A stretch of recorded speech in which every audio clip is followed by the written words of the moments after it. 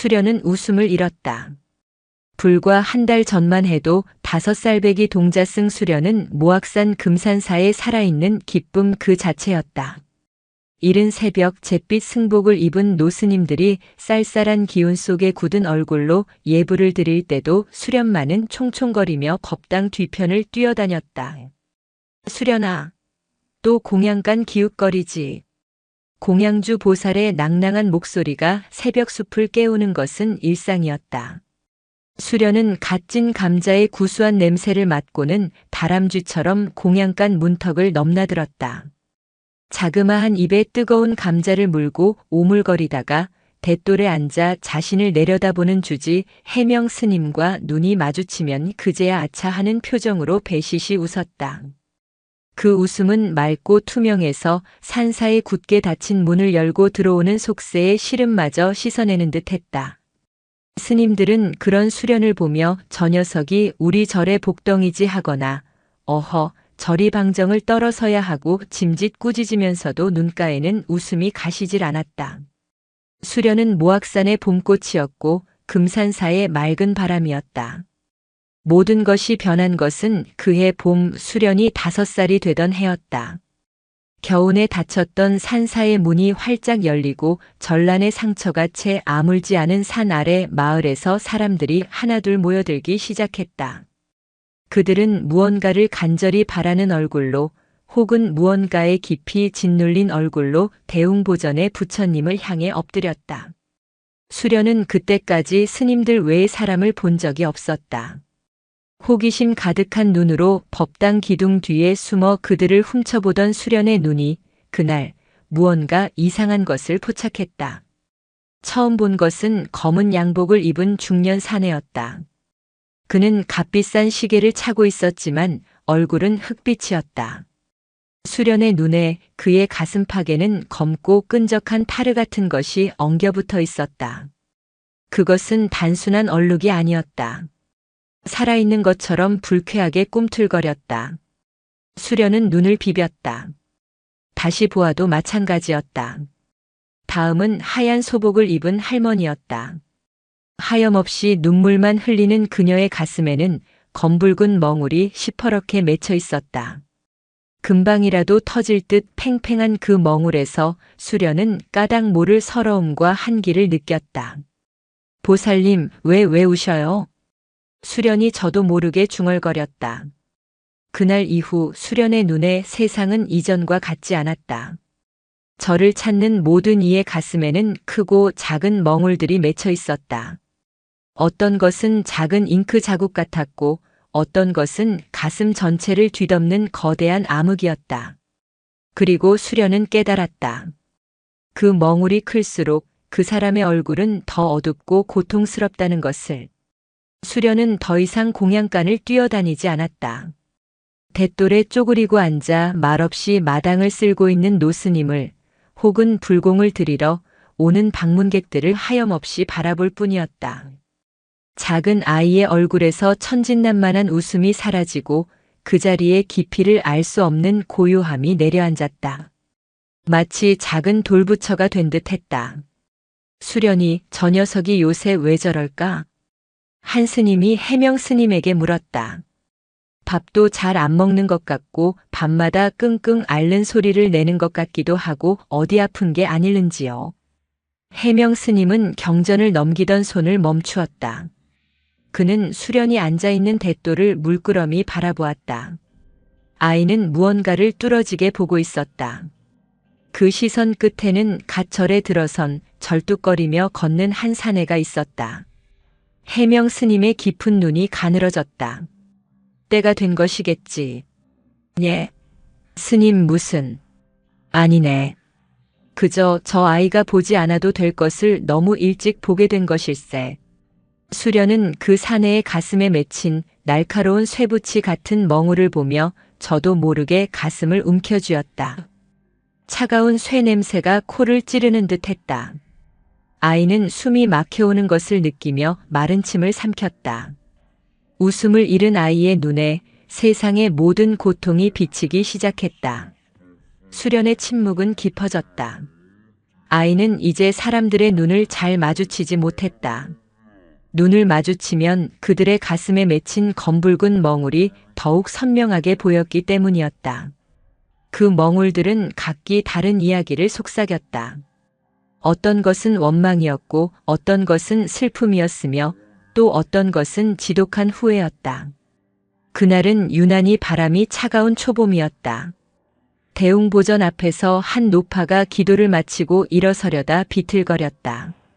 손에 들고 있던 낡은 염주가 바닥으로 흩어졌다. 아이고 아이고 내 염주. 노파는 무릎이 좋지 않은지 차가운 바닥에 주저앉아 더듬거리며 염주알을 주었다. 하지만 떨리는 손으로는 좀처럼 알이 잡히지 않았다.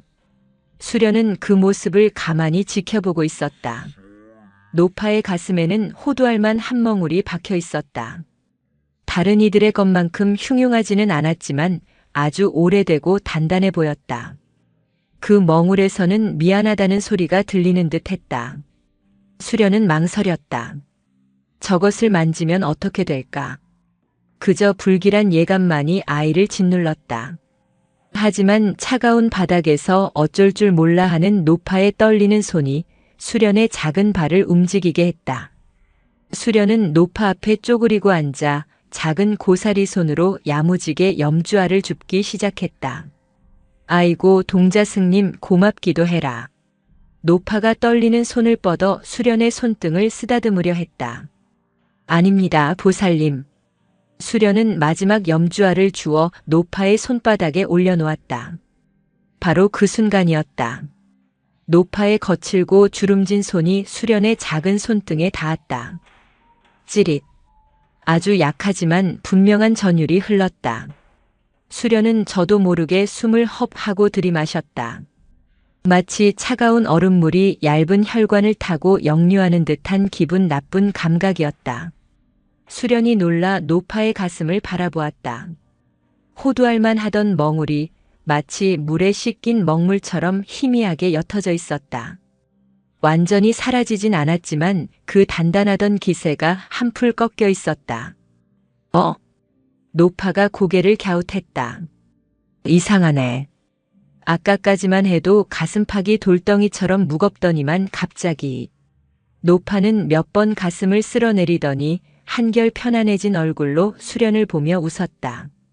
동자승님이 복덩이인가 보네. 손이 참 따뜻합니다. 수련은 아무 말도 하지 못했다. 자신의 왼쪽 팔뚝 안쪽이 바늘로 콕 찌른 것처럼 따끔거렸기 때문이었다. 수련은 황급히 일어나 자신의 방사로 뛰어갔다. 아무도 없는 방에 들어와서야 수련은 조심스럽게 잿빛 승복 소매를 걷어 올렸다.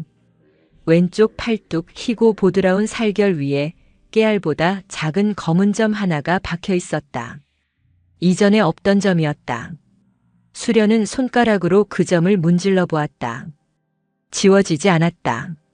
마치 피부 안쪽에 박힌 먹물 같았다. 그리고 그날 밤 수련은 처음으로 알았다. 콜록콜록 흡. 잠결에 숨이 막혔다. 가슴에 얇은 종이가 내려앉아 숨구멍을 막는 듯 답답했다. 노파에게서 느꼈던 그 미안함이라는 감정이 마치 자신의 것인 양밤새 수련을 괴롭혔다.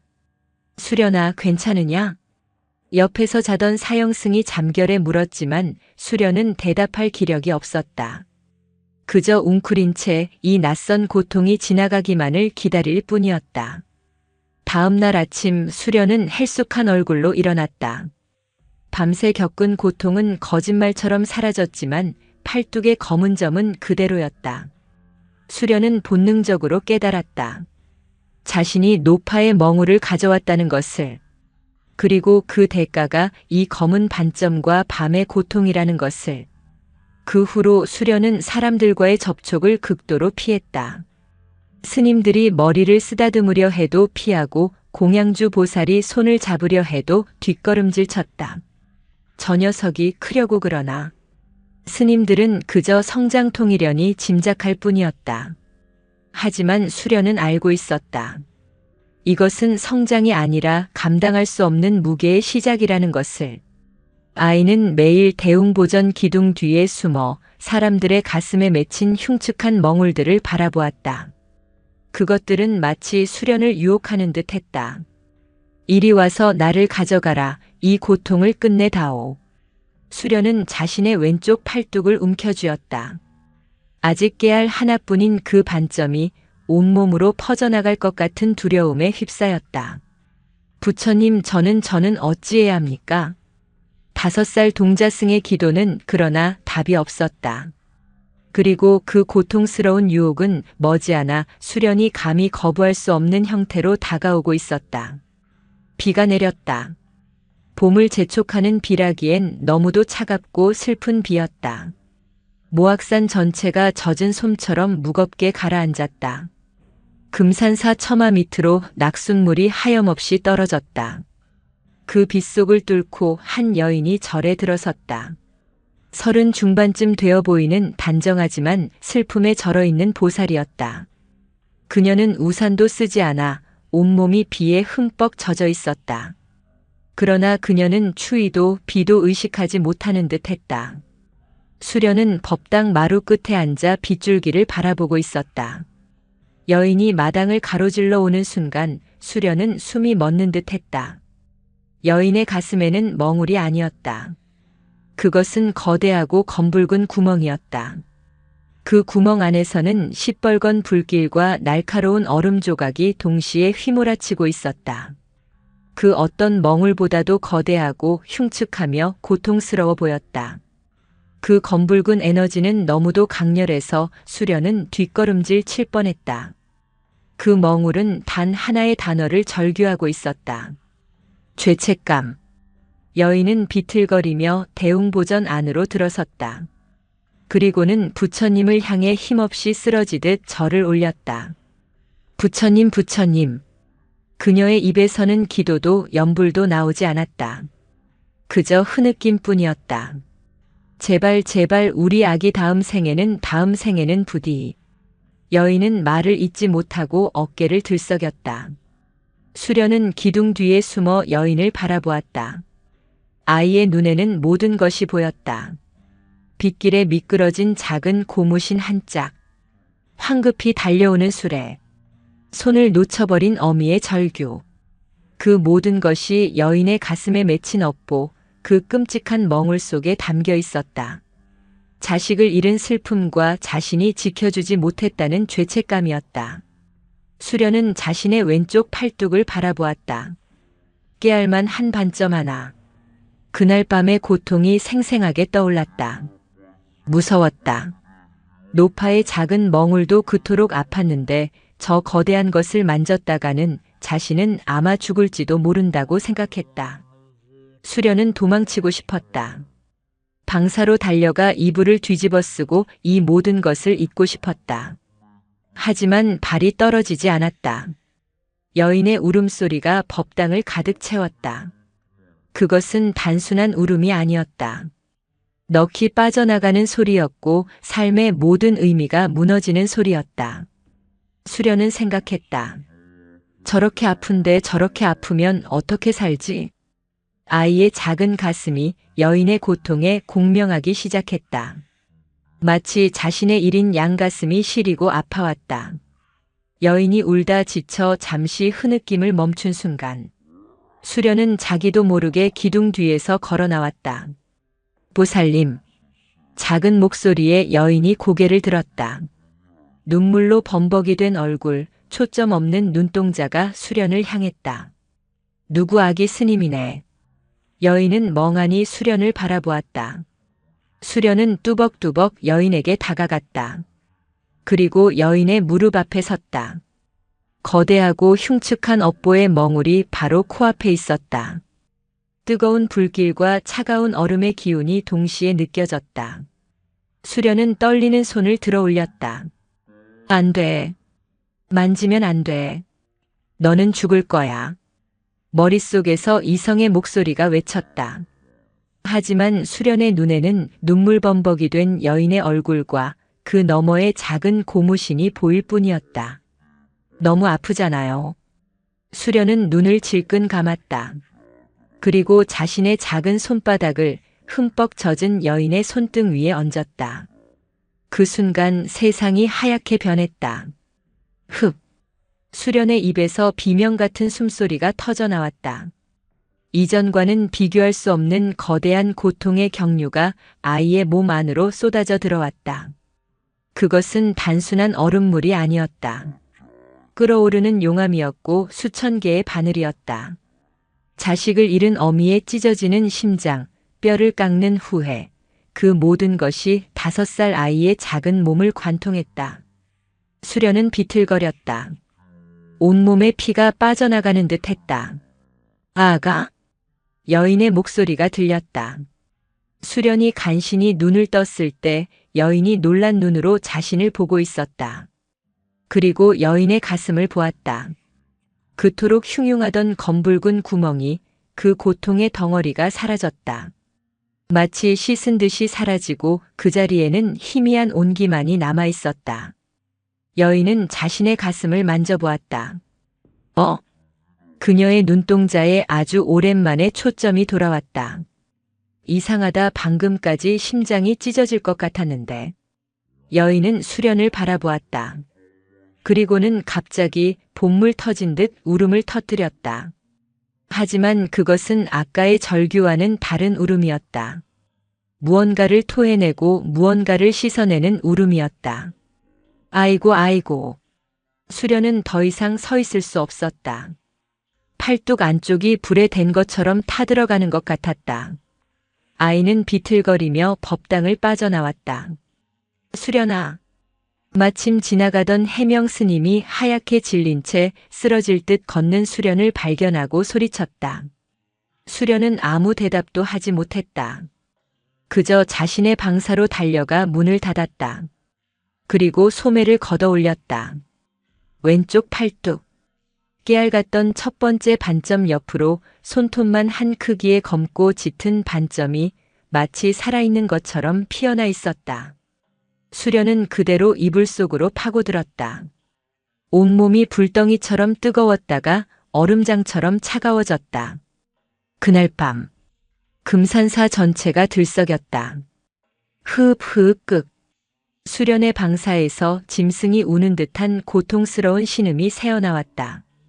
아이는 이불을 붙잡고 몸부림쳤다. 숨을 쉴 수가 없었다. 거대한 바위가 가슴을 짓누르는 듯 했고 날카로운 칼이 심장을 찌르는 듯 했다. 자식을 잃은 어미의 고통이, 그 죄책감이 고스란히 아이의 것이 되어 있었다. 수련아, 문 좀 열어보거라. 밖에서 스님들이 문을 두드렸지만 수련은 대답할 수 없었다. 그때였다. 모두 비켜 서시게. 낮고 무거운 목소리. 주지 해명 스님이었다. 해명 스님은 망설임 없이 방문을 열어젖혔다. 방 안에는 식은땀에 흠뻑 젖어 파랗게 질린 채 작은 몸을 새우처럼 말고 가슴을 쥐어뜯는 수련이 있었다.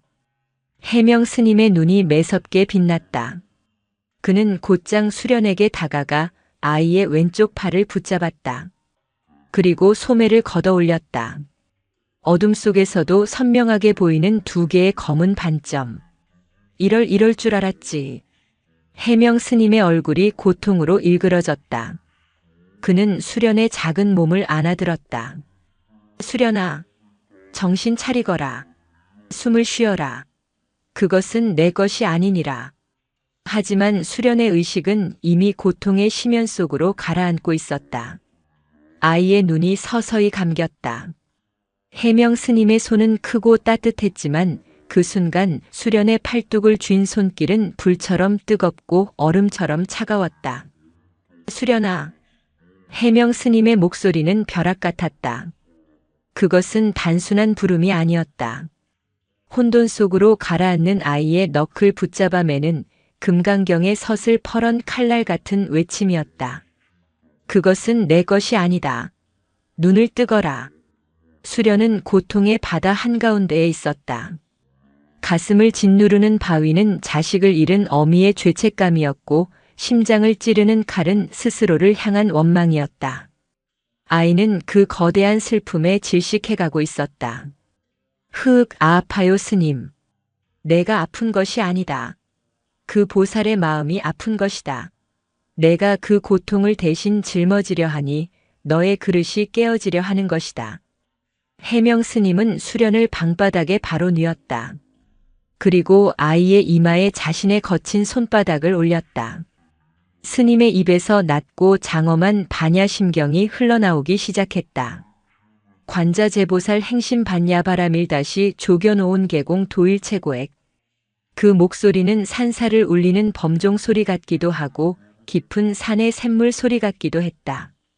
스님의 연불 소리가 수련의 이마를 통해 고통으로 요동치는 아이의 몸속으로 스며들었다. 끓어오르던 용암이 서서히 식고 수천 개의 바늘이 무뎌지는 듯 했다. 수련은 그제야 가늘게 숨을 내쉴 수 있었다. 아이는 땀으로 흠뻑 젖은 눈을 힘겹게 떴다. 촛불 아래 자신을 내려다보는 해명 스님의 얼굴이 보였다. 그 얼굴에는 평소의 인자함 대신 깊은 슬픔과 엄격함이 서려 있었다. 스님, 어찌 이리 무모한 짓을 하였느냐? 해명 스님의 목소리는 꾸짖음보다 아픔에 가까웠다. 어찌 남의 업을 내가 함부로 짊어지려 하느냐? 5살배기 내 작은 몸이 그것을 감당할 수 있을 것이라 생각했느냐? 수련은 대답할 수 없었다. 그저 눈물만 뚝뚝 흘렀다. 아파서 흘리는 눈물인지 서러워서 흘리는 눈물인지 알 수 없었다. 그 보살님이 수련이 겨우 목소리를 쥐어짰다. 너무너무 아파 보였습니다. 가슴에 구멍이 불이 났습니다. 그래서 해명 스님이 낮게 물었다. 그래서 그 불을 내가 가져왔느냐? 내 몸에 불을 질러서라도 그 사람을 구하고 싶었더냐? 수련은 고개를 끄덕였다. 해명 스님은 긴 한숨을 내쉬었다.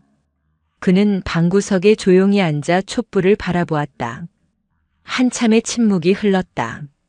밖에서는 빗소리가 잦아들고 있었다. 수련아, 예 스님, 인과라는 말을 아느냐? 수련은 고개를 저었다. 모든 일에는 원인과 결과가 따른다는 뜻이다. 콩을 심으면 콩이 나고 팥을 심으면 팥이 나는 것이 세상의 이치지. 해명 스님은 촛불을 향해 손가락을 가리켰다. 저 보살이 겪는 고통은 그 보살이 지은 원인으로 인해 맺어진 결과이니라. 그 슬픔과 죄책감은 그 보살이 평생을 안고 닦아가야 할 자신만의 과업이다. 그것을 내가 무엇이라 함부로 빼앗아 오는 것이냐? 빼앗는 것이 아닙니다. 그것이 바로 교만이다, 수련아. 해명 스님의 목소리가 다시 엄해졌다. 내가 부처님이라도 되는 것이냐? 내가 저 중생의 모든 고통을 대신 짊어질 수 있단 말이냐? 내 눈에 그것이 보인다고 하여 내가 그것을 마음대로 할 수 있다는 뜻이 결코 아니다. 수련은 혼란스러웠다. 아이의 생각은 단순했다. 아픈 사람을 보았고 낫게 해주고 싶었다. 그것이 잘못된 일인가? 하지만 보살님은 이제 괜찮아졌습니다. 아까 법당에서 그래, 괜찮아졌겠지. 해명 스님이 말을 잘랐다. 억지로 떼어낸 상처는 당장은 편안할지 모른다. 허나 스스로 겪고 이겨내지 못한 고통은 언젠가 다른 모습으로 더 큰 멍울이 되어 다시 찾아오는 법이다. 너는 그 보살이 스스로 업을 닦을 기회를 빼앗은 것이다. 스님은 수련의 왼쪽 팔을 다시 들어 올렸다. 손톱만하게 번진 검은 반점을 가만히 쓸어보았다. 그리고 이것이 그 증거다. 남의 업을 억지로 가져온 대가다. 이것은 자비가 아니다, 수련아. 이것은 너와 그 사람 모두를 해치는 어리석음이다.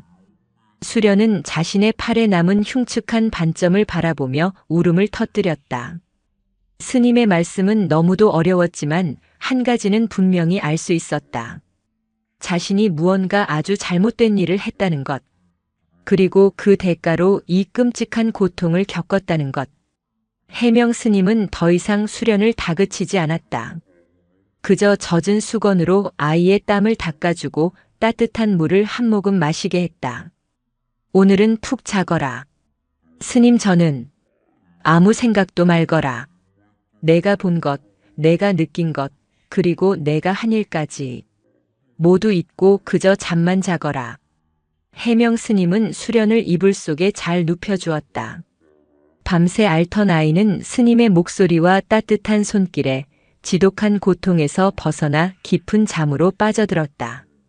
해명 스님은 잠든 수련의 곁을 떠나지 않았다. 그는 아이의 팔뚝에 남은 2개의 반점을 착잡한 눈으로 바라보았다. 첫 번째는 노파의 작은 후회였을 것이다. 하지만 2번째는 어미가 자식을 잃은 참척의 고통이었다. 5살 아이가 감당하기에는 너무도 무거운 업이었다. 부처님, 노스님은 촛불을 향해 조용히 합장했다. 이 작은 아이에게 어찌 이리 가혹한 눈을 주셨나이까. 이 아이가 자신의 능력을 깨닫기도 전에 그 무게에 짓눌려 부서지지 않도록 부디 지혜를 내려주시옵소서. 해명 스님은 수련의 능력이 무엇인지 어렴풋이 짐작하고 있었다. 그것은 축복이자 동시에 끔찍한 저주였다. 그리고 스승으로서 그는 이 아이를 그 저주로부터 지켜내야만 했다. 다음 날 아침 해명 스님은 수련에게 엄명을 내렸다. 오늘부터 너는 대웅보전 출입을 금한다. 예. 방문객들이 드나드는 곳은 어디든 얼씬도 하지 말거라. 당분간 이 방사 안에서만 지내며 내가 준 경전만 읽도록 해라. 하지만 스님, 불복하겠느냐? 수련은 고개를 숙였다. 해명 스님의 목소리는 단호했다. 수련은 그렇게 자신의 방사에 갇히게 되었다. 밖에서는 다른 동자승들이 뛰노는 소리가 들려왔지만 수련은 문턱을 넘을 수 없었다. 아이는 스님이 주고 간 글자도 제대로 모르는 두꺼운 법화경을 그저 멍하니 넘길 뿐이었다. 수련은 자신의 왼쪽 팔을 내려다보았다. 검은 반점은 사라지지 않고 마치 살아있는 낙인처럼 그 자리에 남아있었다. 수련의 유패는 조용히 시작되었다. 처음 며칠 스님들은 수련이 그날 밤 심하게 앓은 뒤라 주지 스님께서 특별히 쉬게 하시는 것이라 여겼다. 수련아, 몸은 좀 괜찮으냐? 공양주 보살이 뜨끈한 죽을 들고 방사를 찾아왔다. 예, 보살님. 아니, 녀석이 그새 얼굴이 반쪽이 됐네. 어서 이거 먹고 기운 차려라. 공양주 보살은 다정하게 수련의 머리를 쓰다듬으려 손을 뻗었다. 수련은 저도 모르게 몸을 움츠렸다. 그 손길이 닿으면 보살의 가슴에 있는 자식 걱정이라는 희미한 멍울이 또 자신에게 옮겨올까봐 두려웠다. 어머, 왜 이리 피하는 게냐? 보살이 서운한 표정을 지었다. 아, 아닙니다. 그냥. 수련은 억지로 죽을 받아들었다. 사람의 손길이 두려워진 아이는 그 다정함마저 독처럼 느껴졌다. 방사 창살 너머로 금산사의 일상이 흘러갔다. 아침 예불 소리, 마당을 쓰는 비질 소리, 그리고 방문객들의 도란거리는 말소리. 수련은 그 모든 것의 중심에 있다가 순식간에 외딴섬이 되었다. 수련은 해명 스님의 말씀을 곱씹었다. 스스로 업을 닦을 기회를 빼앗은 것이다. 그것은 자비가 아니다. 어리석음이다. 머리로는 이해하려 애썼다. 스님의 말씀은 언제나 옳았으니까. 하지만 가슴은 따르지 않았다. 그날의 고통은 끔찍했다. 죽을 것만 같았다. 하지만 그 고통의 근원이었던 아이를 잃은 보살을 떠올렸다. 그토록 고통스러워하던 여인. 수련은 며칠 뒤 그 여인을 다시 보았다. 방사 창문 틈으로 그 보살이 대웅보전을 향해 걸어가는 것이 보였다. 빗물에 흠뻑 젖었던 그날과는 달리 오늘은 곱게 빗은 머리에 단정한 회색 옷을 입고 있었다. 수련은 숨을 죽이고 여인을 바라보았다. 여인의 가슴. 그토록 흉흉하고 거대했던 검붉은 구멍은 온데간데 없었다. 그 자리에는 아무런 멍울도 없었다. 맑고 깨끗했다. 여인은 대웅보전 앞에 서서 부처님을 향해 깊이 절을 올렸다. 그리고 미소를 지었다. 슬픔이 완전히 가시지는 않았지만 분명 평온이 깃든 미소였다. 그녀는 더 이상 넋나간 사람처럼 울부짖지 않았다. 조용히 향을 피우고 죽은 아이의 명복을 빌고는 한결 가벼워진 걸음으로 산을 내려갔다. 수련은 자신의 왼쪽 팔뚝을 내려다보았다. 흉터처럼 남은 검은 반점. 스님은 틀렸다. 수련의 작은 머릿속에 무서운 생각이 피어올랐다. 스님은 틀렸다. 나는 그 보살을 도와준 것이다. 그 보살은 이제 괜찮아졌다. 나는 아팠지만 그 사람은 웃었다. 그렇다면 이것은 옳은 일이다. 스님은 내가 아플까봐, 내가 다칠까봐 그러시는 것이다. 이것은 어리석음이 아니라 자비다. 수련의 눈빛이 변했다. 고통에 대한 두려움이 있던 자리에 어떤 확신이, 심지어는 비밀스러운 사명감 같은 것이 자리 잡기 시작했다. 한편 해명 스님은 자신의 방에서 깊은 시름에 잠겨 있었다. 그는 낡은 경전들을 뒤적이고 있었다. 스승이었던 노스님에게서 물려받은 빛바랜 고서들이었다. 그는 기이한 능력 혹은 남의 업을 보는 눈에 대한 기록을 찾고 있었다. 타심통과는 다르다. 이것은 업을 보고 심지어는 옮기기까지 한다. 해명 스님은 수련을 처음 만난 날을 떠올렸다. 갓난아기였던 수련은 금산사 일주문 앞에 놓인 작은 대바구니에 담겨 있었다. 갓난아기임에도 아이는 울지 않고 뜬 눈으로 밤하늘의 달을 바라보고 있었다. 그 눈이 너무도 맑고 깊어 해명 스님은 아이에게 수련이라는 이름을 주었다. 물 위의 연꽃처럼 진흙 속에서도 새 속에 물들지 말라는 뜻이었다. 그 맑은 눈이 새 속의 가장 더러운 것들을 보게 되었구나. 해명 스님은 수련의 유폐가 오래가지 못할 것임을 알았다. 아이의 눈에 그것이 보이는 한 아이는 고통받는 일을 외면하지 못할 것이다. 스님, 주지 스님. 밖에서 한 스님이 다급하게 외쳤다. 무슨 일이냐? 그 마당에 사내 하나가 와 있는데 행색이 영.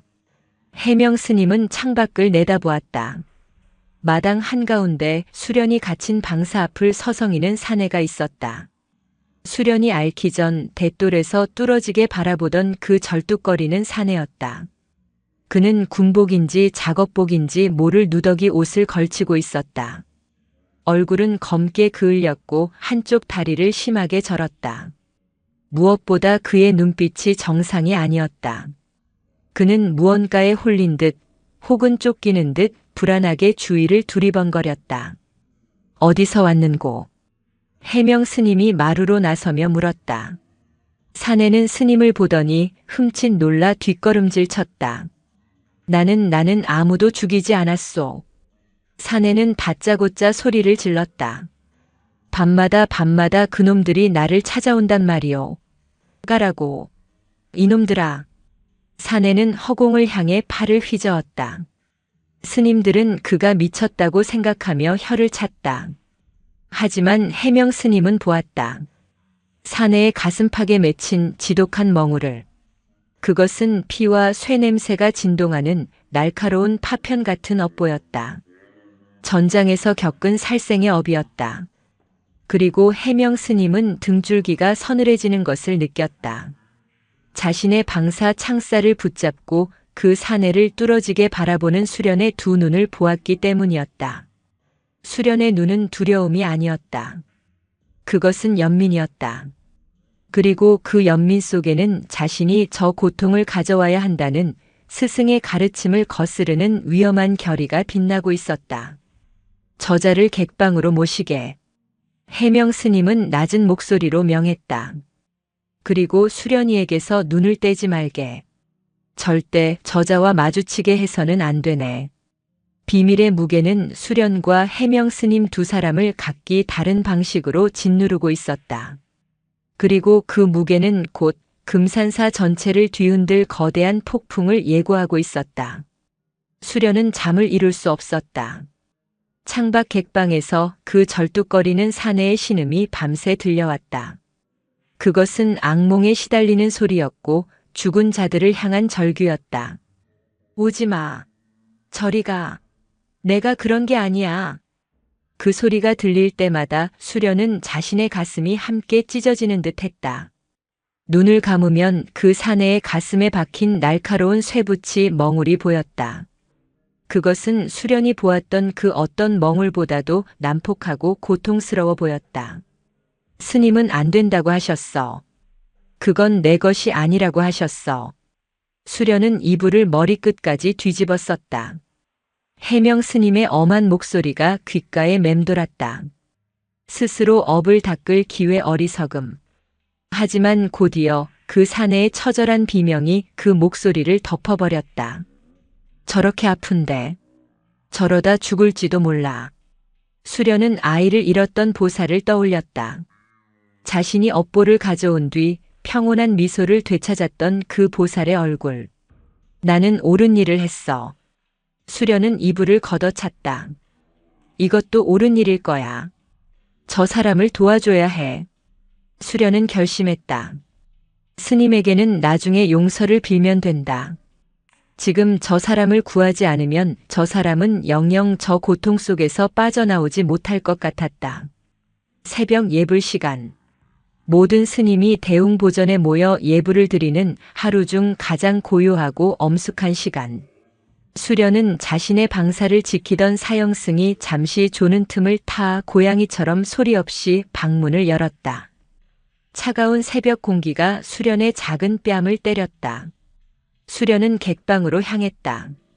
다행히 문은 잠겨 있지 않았다. 아이는 조심스럽게 문틈을 열고 안을 들여다보았다. 사내는 뜬 눈으로 밤을 새운 듯 했다. 그는 방구석에 웅크리고 앉아 무릎 사이에 얼굴을 묻고 있었다. 온몸을 사시나무 떨듯 떨고 있었다. 수련이 작은 목소리로 불렀다. 사내가 번개처럼 고개를 들었다. 전쟁터의 공포가 서린 붉게 충혈된 눈이었다. 그는 어린 동자승을 보고도 경계를 풀지 않았다. 누구냐? 저는 수련이라고 합니다. 수련은 방 안으로 한 걸음 들어섰다.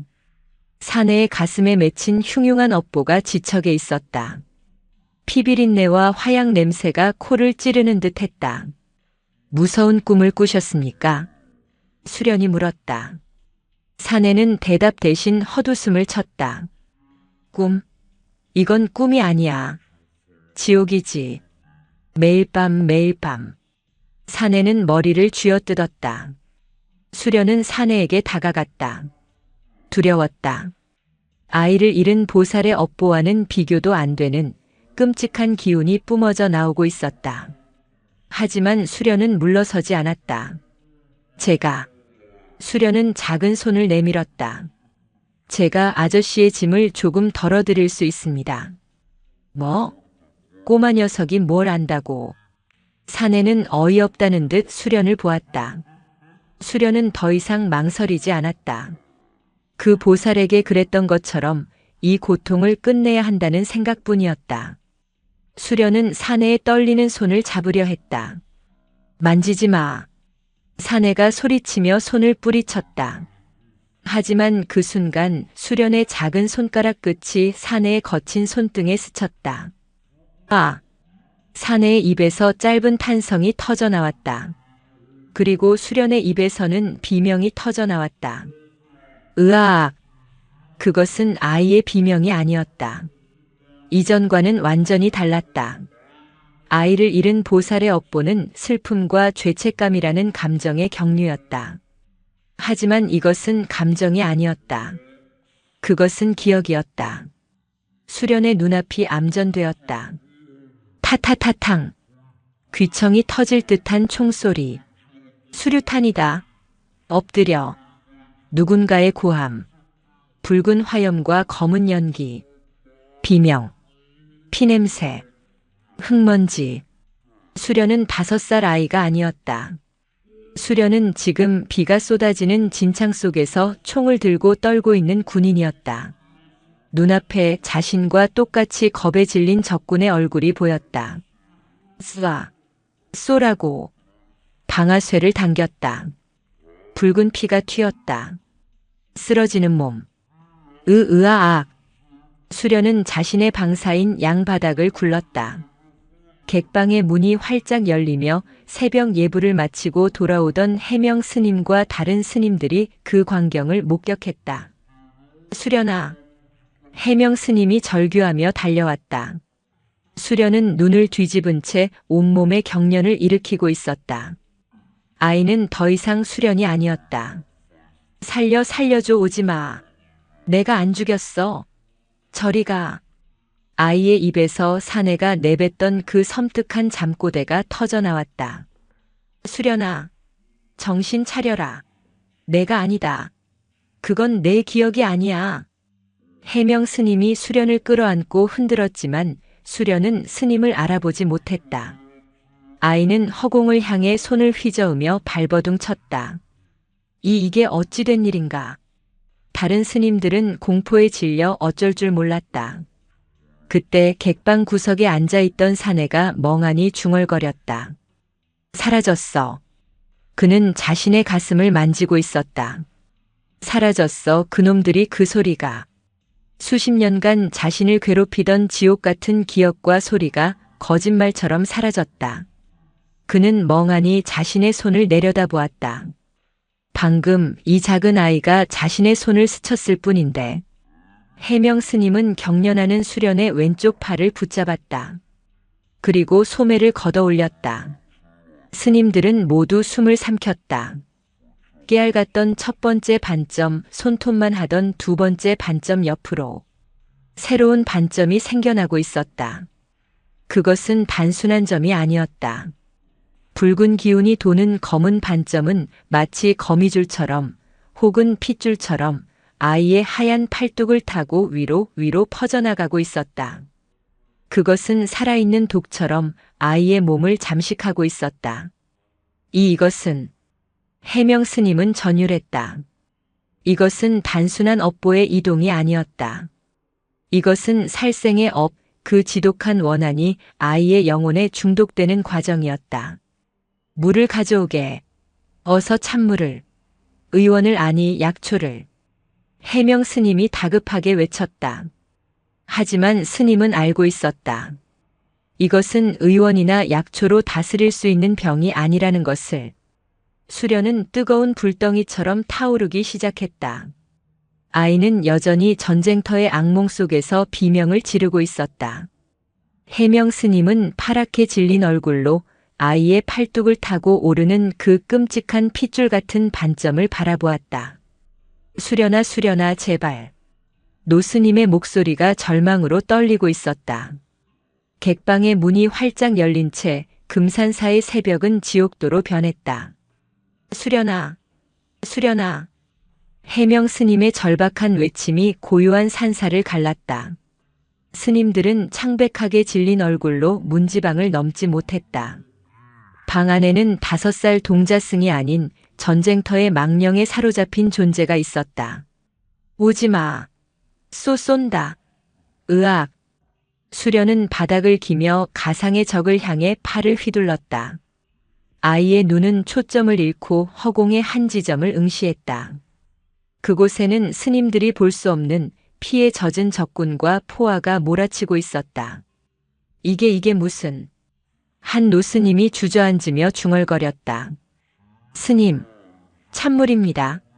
사형승 하나가 다급히 들고 온 물동이를 해명 스님이 받아들었다.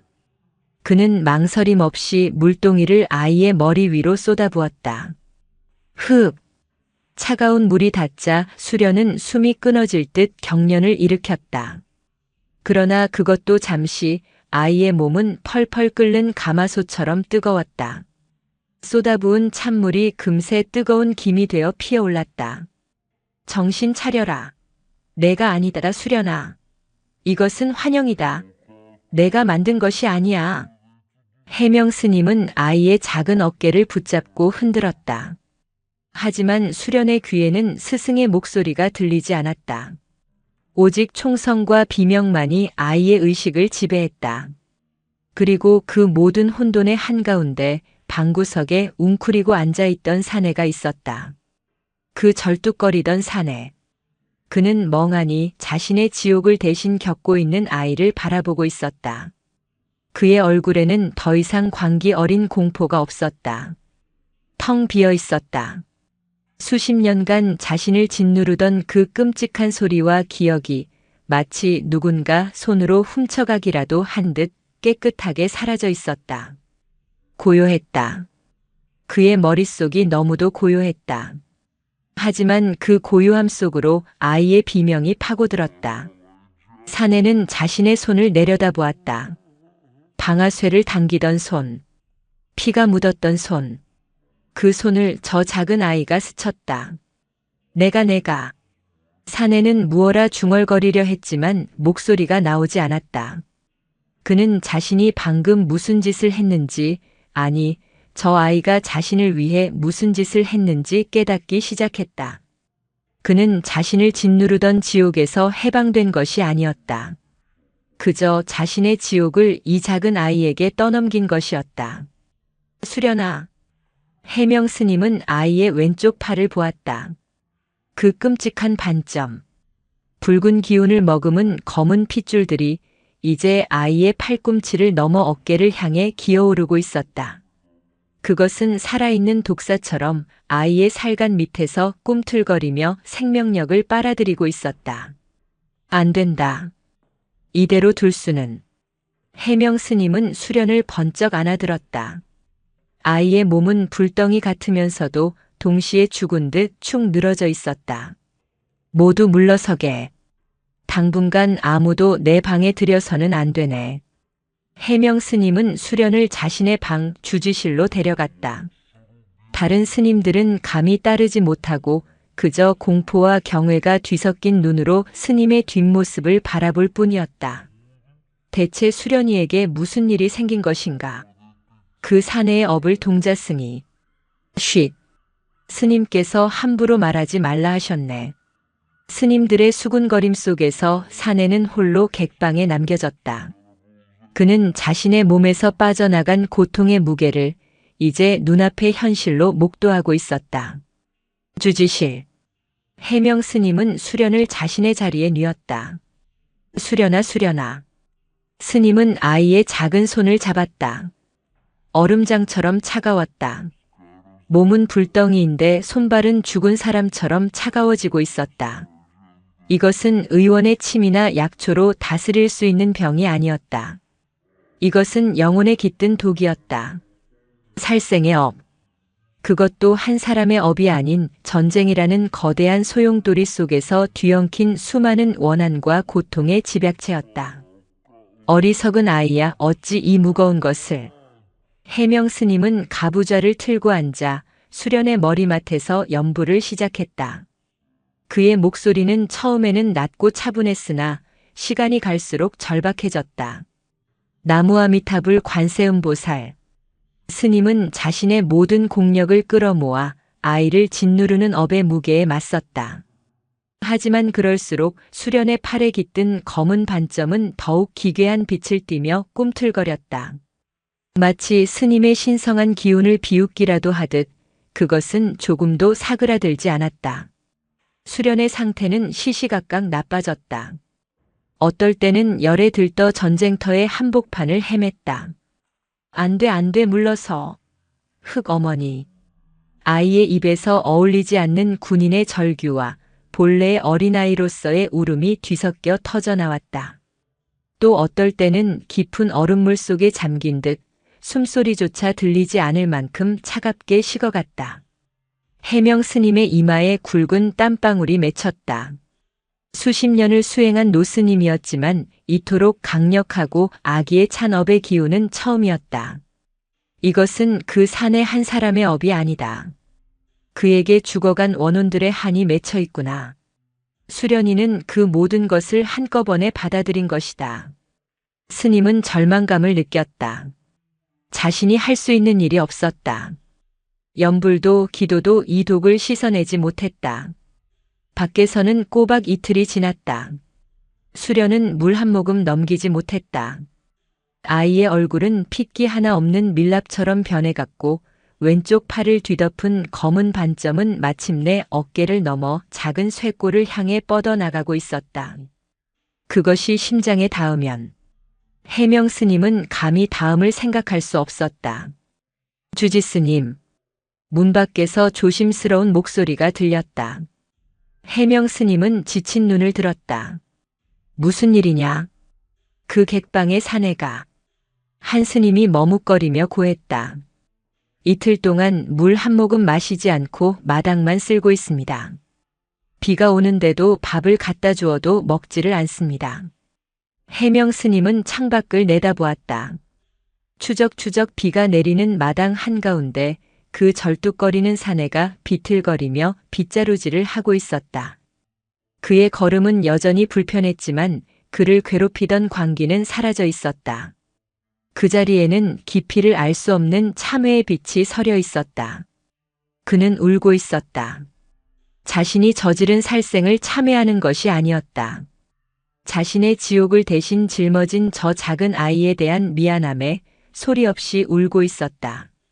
해명 스님은 그 모습을 물끄러미 바라보았다. 그리고 그 순간 스님의 머릿속에 한 줄기 빛이 스쳤다. 그래, 저것이다.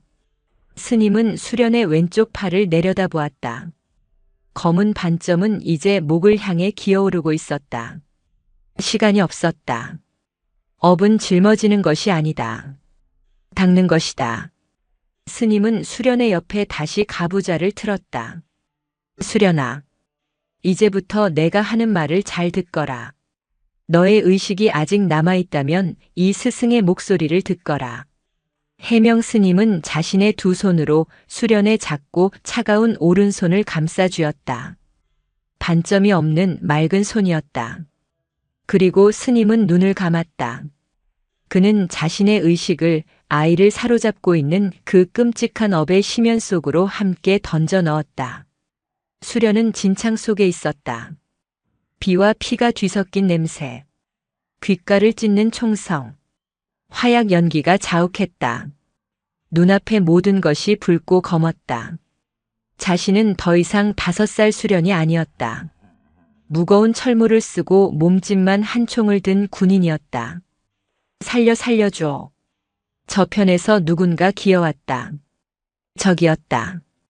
하지만 그 역시 자신과 똑같이 겁에 질린 어린 사내였다. 쏴야 해. 손이 떨렸다. 방아쇠에 손가락을 걸었다. 쏴야 한다. 쏘지 않으면 내가 죽는다. 그때였다. 수련아. 전쟁터 한복판에 낯설지만 익숙한 목소리가 울려 퍼졌다. 맑고 깊은 범종 소리 같은 음성이었다. 그 총을 내려놓거라. 수련은 혼란스러웠다. 총을 놓으면 죽는다. 누구세요? 나다, 수련아. 내 스승 해명이다. 수련이 고개를 돌렸다. 핏빛 하늘 아래 잿빛 승복을 입은 해명 스님이 연기 속에서 걸어 나오고 있었다. 스님의 모습은 이 지옥 같은 풍경 속에서 너무도 이질적이었지만 동시에 유일한 빛처럼 보였다. 스님, 여긴 위험합니다. 피하세요. 수련이, 아니 군인이 된 수련이 외쳤다. 해명 스님은 고개를 저었다. 그는 수련의 앞에 섰다. 그리고는 겁에 질려 기어오는 적군을 자비로운 눈으로 내려다보았다. 수련아, 보거라. 저자의 얼굴을 보거라. 적입니다. 저를 죽이려 합니다. 아니다. 저자는 그저 집으로 돌아가고 싶은 너와 똑같은 사람일 뿐이다. 해명 스님이 손을 내밀자 거짓말처럼 총성이 멎었다. 빗줄기가 가늘어지고 자욱했던 연기가 걷혔다. 수련은 그제야 자신이 겨누고 있던 적군의 얼굴을 제대로 볼 수 있었다. 그는 울고 있었다. 어머니. 적군이 중얼거렸다. 수련의 손에서 총이 떨어졌다. 이것은. 그래. 이것은 이미 끝난 일이다. 이미 벌어진 일이다. 해명 스님이 수련의 어깨에 손을 얹었다. 허나 이 사내는 이 기억 속에 갇혀 있었다. 자신이 저지른 일에 대한 죄책감과 죽은 자들에 대한 공포 속에서 단 한 발짝도 나아가지 못하고 있었지. 그 산의 객방에. 그렇다. 너는 그 사내를 구하고 싶었겠지. 해명 스님이 물었다. 얘 너무 고통스러워 보였습니다. 너의 마음은 가상하다. 허나 보거라. 해명 스님이 손짓하자 수련의 눈앞에 또 다른 풍경이 펼쳐졌다. 비가 내리는 금산사 마당.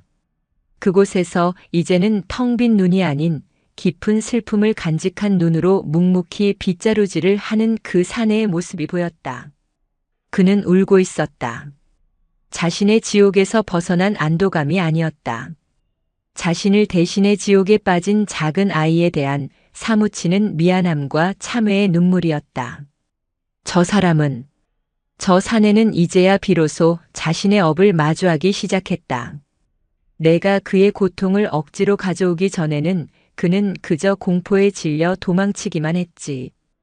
허나 이제 그는 내가 짊어진 그 무게를 보며 스스로 속죄할 길을 찾기 시작한 것이다. 해명 스님은 수련을 돌아보았다.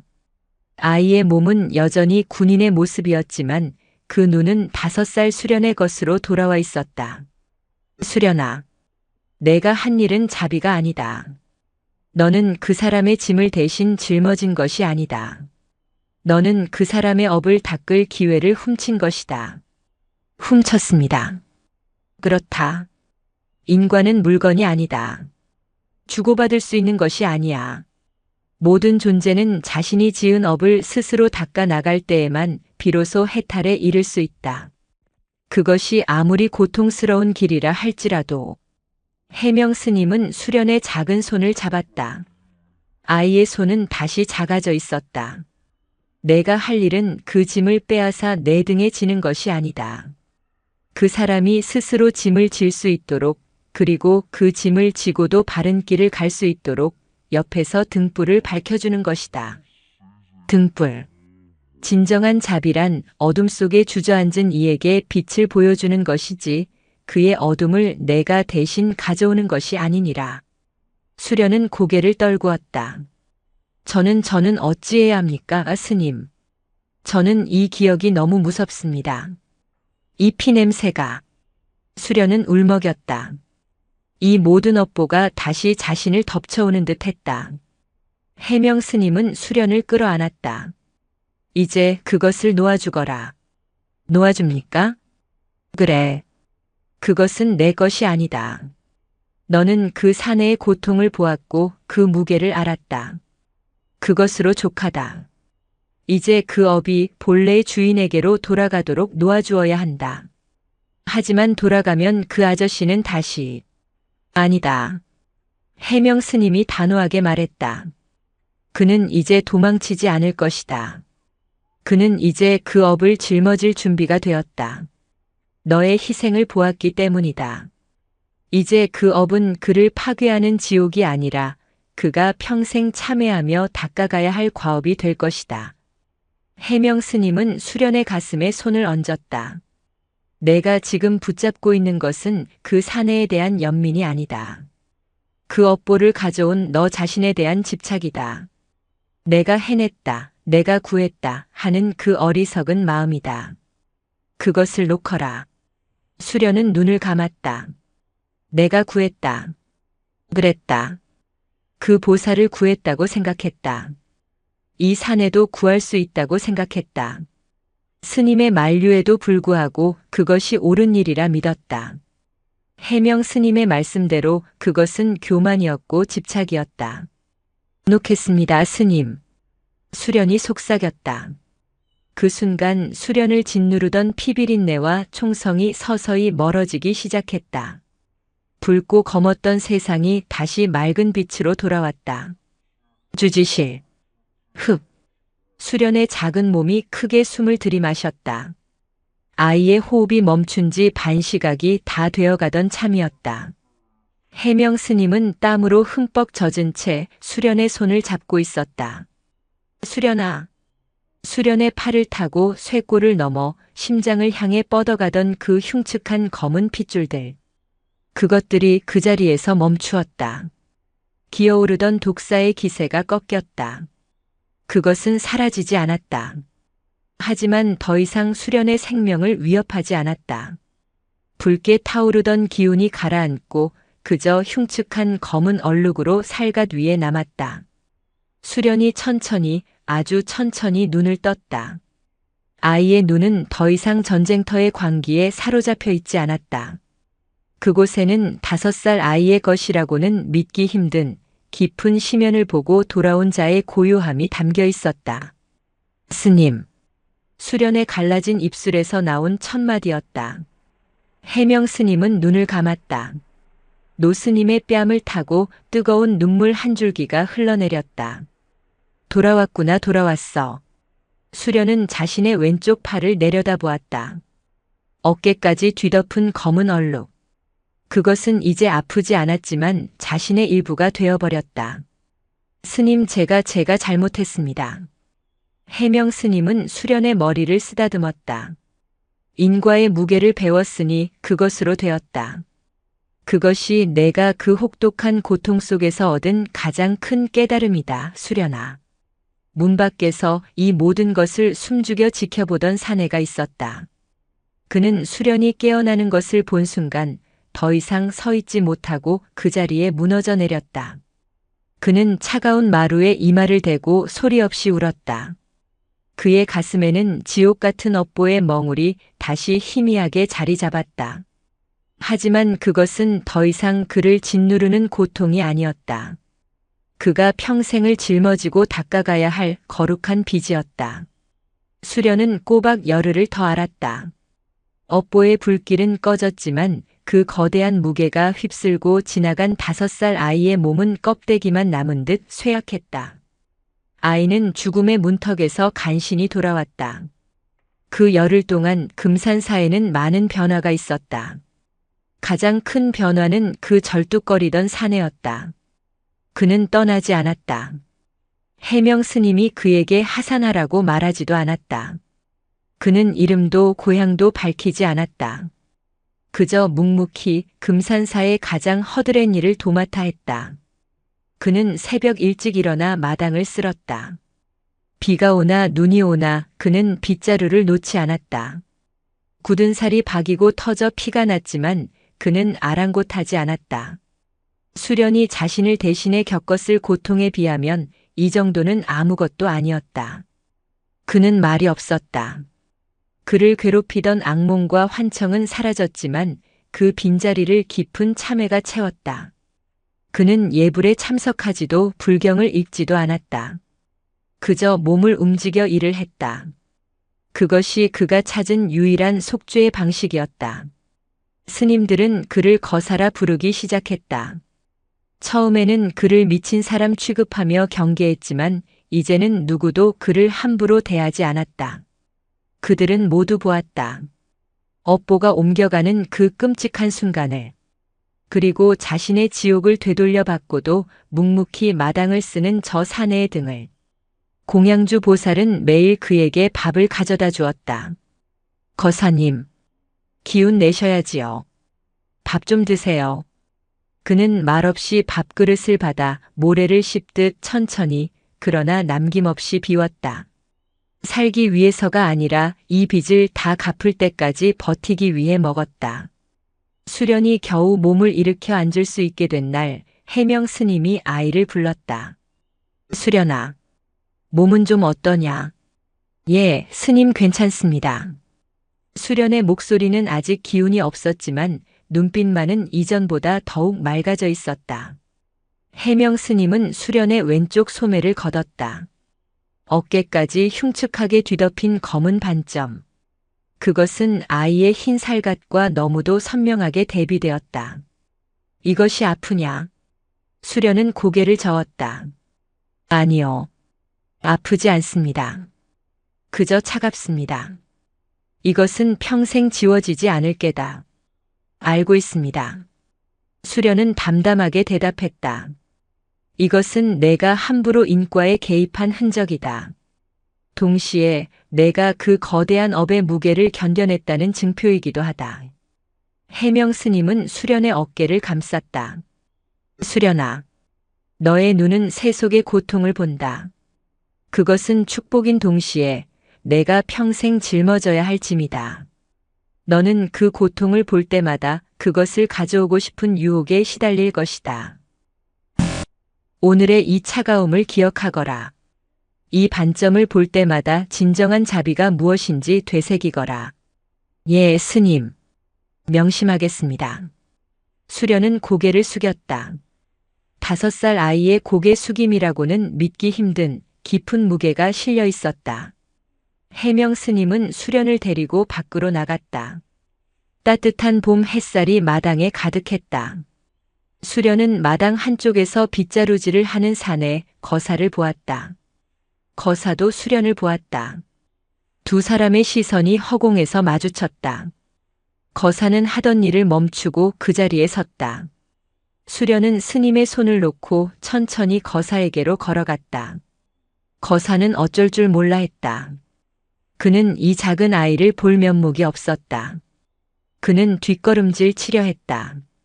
아저씨. 수련이 불렀다. 거사의 몸이 굳었다. 수련은 거사의 앞에 섰다. 그리고 아이는 자신의 왼쪽 팔을, 반점이 가득한 그 팔을 들어 거사에게 보여주었다. 거사는 숨을 삼켰다. 자신의 업이 남긴 끔찍한 흔적이었다. 그는 무릎을 꿇으려 했다. 그때 수련이 자신의 작은 오른손을 들어 거사의 손등에 가만히 얹었다. 거사가 화들짝 놀라 손을 빼려 했다. 또다시 그 끔찍한 일이 벌어질까봐. 괜찮습니다. 수련이 맑은 목소리로 말했다. 이제 아프지 않습니다. 아저씨도 이제 아프지 마십시오. 수련의 손은 따뜻했다. 그 따뜻한 기운이 거사의 손등을 타고 다시금 희미하게 멍울진 그의 가슴으로 전해졌다. 하지만 이번에는 업보가 옮겨가지 않았다. 그저 따뜻한 위로가 용서가 전해질 뿐이었다. 거사의 눈에서 뜨거운 눈물이 쏟아졌다. 그는 차마 고개를 들지 못하고 수련의 작은 손 위로 눈물을 떨어뜨렸다. 고맙습니다. 고맙습니다. 제가 고맙습니다. 수련이 말했다. 아저씨 덕분에 저는 아주 큰 것을 배웠습니다. 수련은 거사의 가슴에 남은 멍울을 보았다. 그것은 여전히 거기에 있었다. 하지만 더 이상 검붉은 지옥이 아니었다. 그것은 거사가 앞으로 평생 안고 가야 할 그 자신의 몫이었다. 해명 스님은 그 모습을 멀리서 지켜보았다. 노 스님의 얼굴에 옅은 미소가 피어올랐다. 수련은 이제 알게 되었다. 자신의 능력이 무엇을 위해 존재하는지를. 그것은 업보를 없애는 능력이 아니었다. 그것은 고통받는 이의 마음을 이해하고 그들이 스스로의 업을 마주하고 닦아나갈 수 있도록 돕는 능력임을. 아이의 작은 행동은 그 자리에 있던 모든 스님들에게도 큰 울림을 주었다. 그들은 책에서만 읽었던 인과와 자비의 진정한 의미를, 전쟁의 상처를 아는 한 사내와 그 상처의 흔적을 팔에 새긴 5살 동자승을 통해 똑똑히 목격했다. 수련은 자신의 방사로 돌아왔다. 팔의 반점은 지워지지 않았다. 하지만 아이는 더 이상 그것을 두려워하거나 부끄러워하지 않았다. 그것은 아이가 감당해야 할 무게이자 세상을 향한 자비의 등불을 밝히기 위해 받은 지워지지 않는 첫 번째 가르침이었다. 여름이 왔다. 모악산은 1960년대의 가난과 상처를 잠시 잊은 듯 짙푸른 녹음으로 우거졌다. 금산사 대웅보전의 풍경 소리는 한결 맑아졌고 돛돌은 햇볕에 따끈하게 데워졌다. 수련은 다시 돛돌에 앉아 있었다. 하지만 아이는 더 이상 공양간을 기웃거리는 천진난만한 동자승이 아니었다. 그렇다고 세상의 모든 고통을 짊어진 듯 침묵 속에 갇혀있지도 않았다. 아이의 잿빛 승복은 여름을 맞아 반소매로 바뀌어 있었다.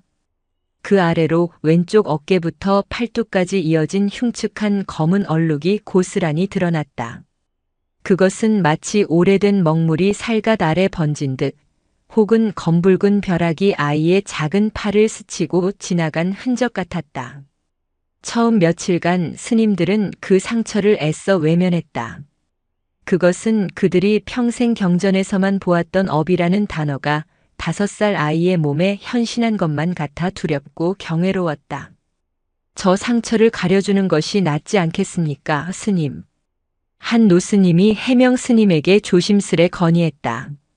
해명 스님은 마당을 쓸고 있는 수련을 바라보며 찻잔을 내려놓았다. 왜 가려야 하는가? 보기에도 흉할 뿐더러 아이에게도. 저것은 흉이 아닐세. 해명 스님이 낮고 단호한 목소리로 말했다. 저것은 수련이가 자신의 어리석음을 깨치기 위해 치른 값이며 동시에 가장 깊은 자비를 실천하려 했던 용기의 증표일세. 저것은 수련이가 평생 읽어야 할 자기 몸에 새겨진 가장 무거운 경전이야. 어찌 그것을 가리겠는가? 그 후로 금산사의 누구도 수련의 팔을 가리라 말하지 않았다. 수련 역시 자신의 팔을 부끄러워하거나 숨기지 않았다. 아이는 여전히 사람들을 보았다. 그리고 여전히 그들의 가슴에 맺힌 각양각색의 멍울들을 보았다. 하지만 이제 수련은 그 멍울을 향해 손을 뻗지 않았다. 어느 날 한 보살이 아들의 입시를 위해 100일 기도를 드리러 절을 찾았다. 그녀의 가슴에는 불안이라는 이름의 회색 안개 같은 멍울이 자욱했다. 그녀는 안절부절 못하며 법당을 서성였다. 수련은 보살에게 다가갔다. 보살님, 어머 동자승님. 보살이 억지 미소를 지었다. 수련은 보살의 가슴에 낀 안개를 물끄러미 바라보았다. 그리고는 자신의 오른손을 들어 보살의 손을 잡는 대신 조용히 합장했다. 부처님은 보살님의 마음속에도 계십니다. 예. 너무 멀리서 찾지 마십시오. 보살님의 마음이 편안해야 아드님도 편안해질 것입니다. 그것뿐이었다. 수련은 그 어떤 업보도 가져오지 않았다. 그저 보살이 스스로의 불안을 직시하게끔 맑은 거울이 되어 주었을 뿐이다. 보살은 작은 동자승의 그 깊이를 알 수 없는 눈을 한참 바라보았다. 아이의 왼쪽 팔에 새겨진 기이한 흔적이 눈에 들어왔다.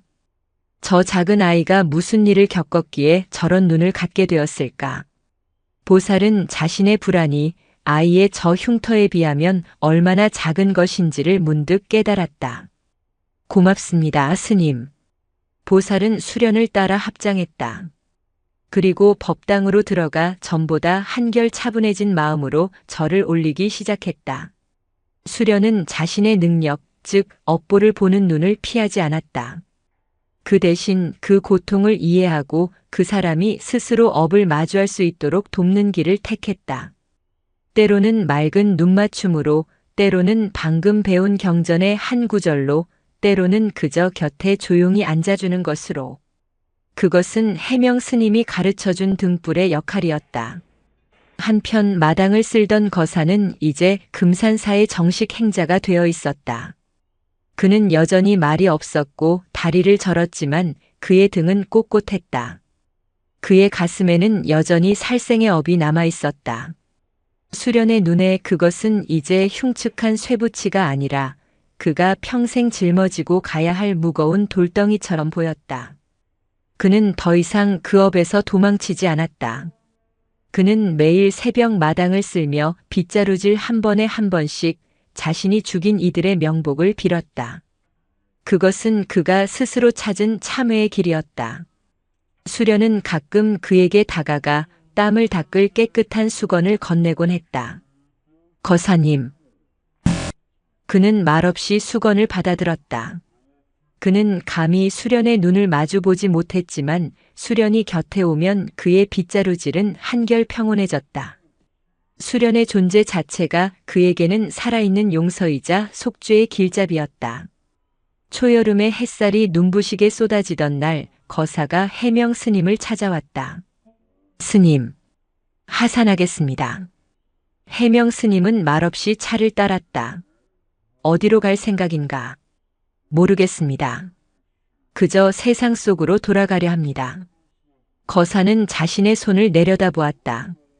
빗자루질로 굳은 살이 박인 손이었다. 이 절은 너무도 평화롭습니다. 제 업을 갚기에는 너무도 과분한 곳입니다. 제가 저지른 짓은 세상 속에서 벌어진 일이니 저의 참회 또한 세상 속에서 이루어져야 할 것 같습니다. 그의 가슴에 맺힌 돌덩이 같은 업보가 더 이상 검은 빛이 아닌 묵묵한 회색빛을 띠고 있음을 해명 스님은 어렴풋이 느낄 수 있었다. 그래. 그것이 자네의 길일세. 거사는 해명 스님께 큰 절을 올렸다. 그리고 방을 나와 마당을 가로질렀다. 뱃돌에 앉아있던 수련이 그를 보았다. 거사는 수련의 앞에 섰다. 그는 주머니에서 무언가를 꺼냈다. 그것은 그가 산에서 주운 반질반질한 조약돌이었다. 스님. 그는 처음으로 수련을 스님이라 불렀다. 이것을. 그는 조약돌을 수련의 작은 손에 쥐어주었다. 평생 스님의 은혜를 잊지 않겠습니다. 거사는 수련의 왼쪽 팔 그 검은 상처를 잠시 바라보았다. 그리고는 그 상처가 아닌 수련의 맑은 두 눈을 향해 깊이 허리를 숙여 절했다. 수련은 조약돌을 쥔 손으로 조용히 답례했다. 거사는 돌아섰다. 그는 더 이상 비틀거리지 않았다. 다리는 여전히 절었지만 그의 걸음걸이는 자신이 가야 할 길을 아는 자의 단단한 걸음이었다. 그는 금산사 일주문을 지나 푸른 모악산의 숲속으로 사라졌다. 수련은 그가 사라진 길을 한참이나 바라보았다. 손안의 조약돌이 따뜻했다. 해명 스님이 수련의 곁으로 다가왔다. 수련아. 예, 스님. 저 거사는 스스로의 업을 짊어지고 떠났다. 그는 이제 괜찮을 게다. 비록 평생 고통 속에서 참회하며 살아가겠지만 그것이 그의 해탈에 이르는 길이다. 해명 스님은 수련의 상처 입은 어깨에 손을 얹었다. 너는 오늘 한 사람의 업을 빼앗은 것이 아니라 한 사람이 스스로의 업을 마주할 용기를 주었다. 그것이 내가 해야 할 일이다. 수련은 해명 스님을 올려다보았다. 스님, 저는 아직도 사람들의 고통이 보입니다. 볼 때마다 제 가슴이 아픕니다. 그것이 살아있는 것이다, 수련아. 해명 스님이 인자하게 웃었다. 그 아픔을 잊어서는 안 된다. 그것이 너의 자비심의 근원이다. 다만 그 아픔에 휩쓸려 너 자신을 잃어서도 안 된다. 너는 그저 그들이 강을 건널 수 있도록 돕는 뱃사공이 되면 족하다. 그들의 짐을 네 배에 모두 실으려 해서는 안 되는 것이다. 수련은 고개를 끄덕였다. 그날 오후 수련은 대웅보전 앞 연못가에 앉아 있었다. 여름 햇살을 받아 진흙 속에서 솟아오른 연꽃 한 송이가 막 꽃망울을 터뜨리려 하고 있었다. 아이는 자신의 왼쪽 팔을 내려다보았다. 흉측한 검은 얼룩. 그리고 문득 깨달았다. 진흙 없이 연꽃이 필 수 없듯이 고통 없이 깨달음도 없다는 것을. 세상의 모든 업보가 진흙이라면 그 속에서 피어나는 연민과 자비가 바로 연꽃일 것이다. 수련은 자신의 상처가 더 이상 흉터로 보이지 않았다. 그것은 마치 자신의 몸에 피어난 검은 연꽃 한 송이처럼 느껴졌다. 5살 동자승 수련은 조용히 두 손을 모았다. 아이의 눈은 더 이상 업보의 멍울만을 쫓지 않았다. 그 멍울 너머 고통 속에서도 스스로 피어나려는 모든 중생의 가슴 속에 잠재된 맑고 깨끗한 불성을 그 작은 등불을 보기 시작했다. 모악산의 여름은 깊어지고 작은 동자승의 수행도 그렇게 세상의 모든 고통과 함께 깊어가고 있었다.